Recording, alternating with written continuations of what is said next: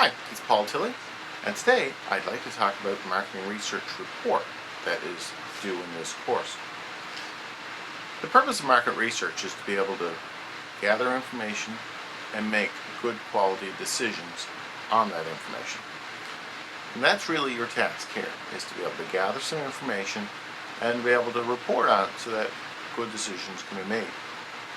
Overall then, what's expected is that you are going to determine a manageable research topic.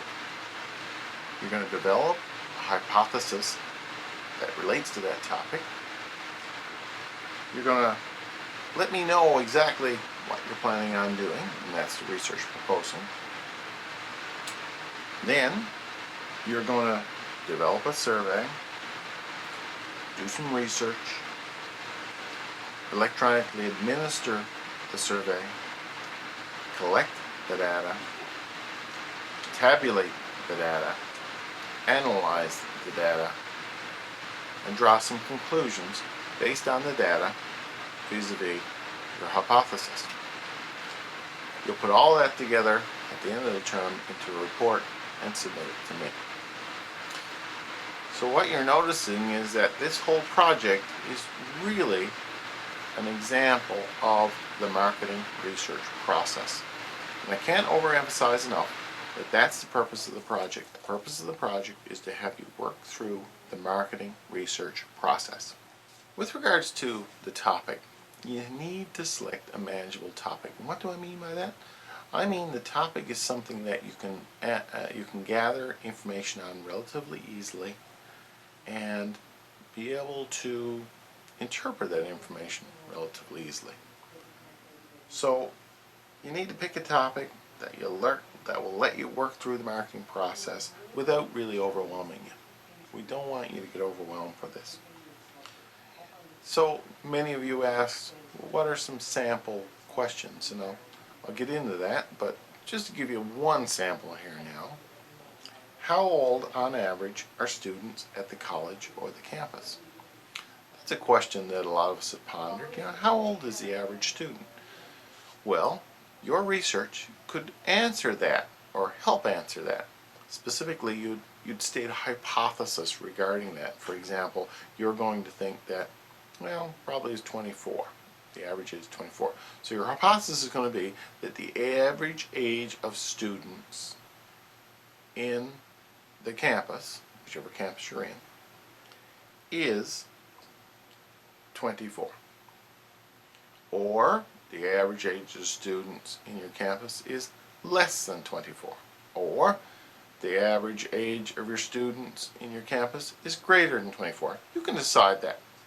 But essentially, the research is going to test that question. And based on the research results that you get back, you're going to make a decision. And the decision is, yes, my hypothesis is correct, or no, my hypothesis is not correct.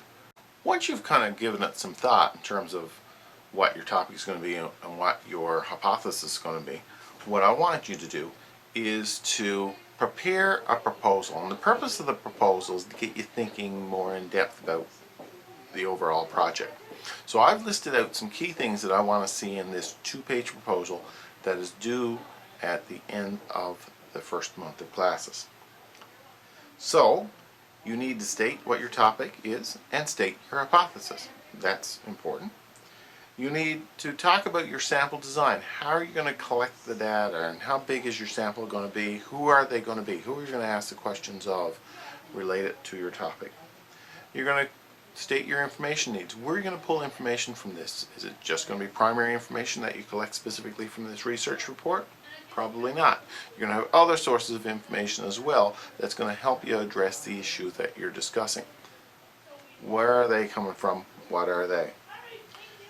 You're going to state your methodology, how you're planning to do this, what type of a time frame particularly. You can lay out, I'm going to do this week, this week, this week. And that's good for you because it keeps you on track in terms of what needs to be done with the project. Your research objectives, what you hope to come out of it. So the objective is, in short answer term, how are we going to answer, what is the question, and what is answering that question going to do for our overall program or overall business or overall whatever. And you're going to include any background information or anything else that you kind of are going to use in order to do the research report. That's what I want in that 2-page proposal. I've also had several of you have asked me, well, what are some examples of topics? Well, what I've done here is I've given you some sample topics that I've seen over the years that are useful and manageable, okay? The first one deals with smartphones. Okay, we'll just take a look at smartphones on the campus, and I've got some testable hypotheses there related to smartphone and smartphone use. For example, we could make a hypothesis that greater than 50% of the students have an iPhone. Now I'm using iPhone as a particular brand of phone, so do 50% of the students have an iPhone? So there's lots of other phones out there too, but 50% more.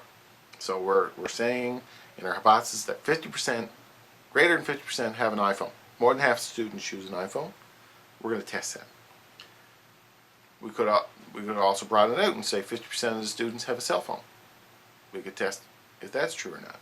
Or we could broaden it out even more. 50% of students no longer use landlines. They don't have a telephone at home that's hooked to wire. 50% of students pay over $60 a month for a telephone bill. Again, we could do some research on that. There's a good example of cell phones.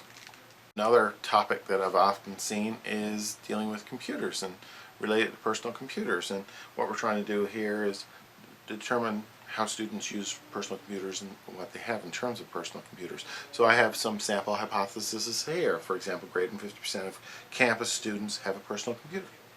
We test that. Greater than 50% of college students with personal computers have a laptop, so their choice of personal computer is a laptop. Again, testable. Greater than 50% of online students in college feel a laptop is necessary for their studies. Again, we could test that. So there's an example of hypothesis that can be tested. Also have another example here, social media. You know, social media is pretty common these days. We want to get people's thoughts on social media. That's the overall topic. So our hypothesis could be, for example, the majority of college students have a Facebook account that they use daily. Students spend in excess of 20 hours a week on Facebook. Facebook is the most important social media tool to students. Again, all of these are testable with research. So I think that you get the idea based on that, and those are manageable topics. So it's critical. I can't overstress the fact that your topic has to be manageable. Okay. The next thing I'd like you to think about is the survey itself. And what I want you to do there is to create a well-designed survey. And we're going to be talking about survey design in the course, and that's important in terms of this section. So you're going to develop a survey instrument in good form that contains no more than 10 relevant questions that will address the hypothesis. Again, you have to think about what your hypothesis is, and do each of the questions in your survey relate to that, or are they not relevant at all? So we need relevant questions. So always think about the hypothesis in relation to the questions you're asking. You test the survey instrument on friends. Once you have it developed, then you kind of get people to say, does this make any sense? Do that. Then I want you to administer the survey electronically. Now there's a couple of great websites out there. Fluid Surveys is Canadian, SurveyMonkey is an American one. Both of them do basically the same thing. And you can actually develop an online survey there and administer it electronically. Send it through Facebook, send it out through email, whatever, and get results back, and it will automatically tabulate. It's a great little tool. We'll look at it a little bit more later on, but again, it allows you to do surveys and gather results very quickly. For the purposes of this project, as I say, the focus of the project is to have you work through the process, not to get super good results. So you need, for the purposes of this, you need 15 completed surveys. So I'm looking for you to have at least 15 completed surveys. If you can do more, great, but 15 is the minimum. With regards to the report, the final report, I've outlined in the documentation in the course what exactly the format of that should be, and if you go to chapter 16 of the textbook, you'll see it as well. What exactly the form needs to be, what the contents that I will be looking for. So these are things that I'm going to be grading on, and I have the weights put there in terms of how much it's worth. So I want you to create a report, a formal report in good form that meets those criteria, submit it to me for the last week of classes for the semester. And that's the perm project. If you got any questions, make sure you let me know. Thanks.